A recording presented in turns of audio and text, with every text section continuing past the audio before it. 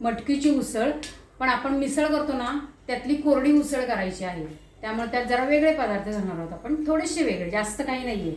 आता मी हे तेल ठेवलेलं आहे, ह्याच्यात मी नेहमीप्रमाणे फोडणी घालून घेते. जिरे, मोहरी, हिंग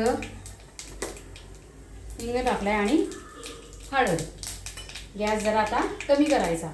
त्याच्यामध्ये आपण कढीपत्ता टाकून घेणार आहे आणि कांदा भरपूर घालायचा छान, त्याची चव छान लागते. मग आता मी हा छान परतून घेते. चांगला परतलेला आहे. त्यात आता कांदा लसणाचं तिखट टाकायचं आहे, म्हणजे थोडीशी झणझणीत होते. कांदा लसणाचं तिखट आणि गोडा मसाला. त्याच्यामध्ये गॅस कमी करायचा बरं अशा वेळेला, आणि चवीपुरतं मीठ घालून घ्यायचं.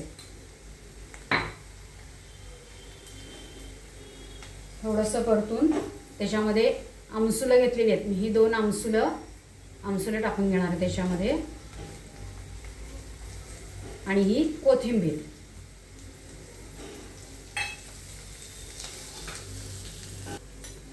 आपण ही मटकी कुकरमध्ये शिजवलेली आहे, म्हणजे पटकन होते. नाहीतर मग नुसती धुवून ह्याच्यात टाकली तरी चालते. पाणी घालायचं नाही, कारण आपण कोरडी करणार आहे.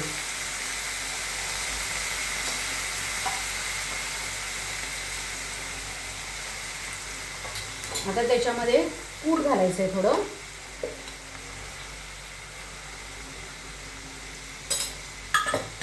आणि चिमूटभर साखर फ्लेवरला टाकायचे, गोड करायचं नाही आहे. बघा एवढीशीच टाकायची, थोडीशी. आता हे सगळं मी हलवून घेते आणि ह्याच्यावर झाकण ठेवते. झाली का बघूया. आणि उसळीमध्ये, कोरड्या भाजीमध्ये ना थोडंसं चमचा 2 चमचे काय ना पाणी ठेवायचं, म्हणजे जेवणापर्यंत त्याला ओलावा राहतो, कोरडी होत नाही ती. हे बघा थोडंसं पाणी ठेवलेलं आहे मी ह्याच्यामध्ये, चमचा 2 चमचे. आता गॅस बंद करते आणि दाखवते तुम्हाला ह्याच्यात. मस्त वास सुटलेला आहे त्याला.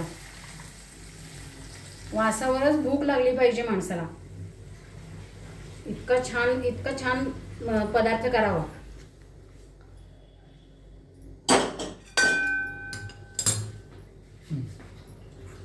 खोबरं टाकूया आणि कोथिंबीर. असं मस्त करा आणि खावा. लाईक, शेअर आणि सबस्क्राईब करा.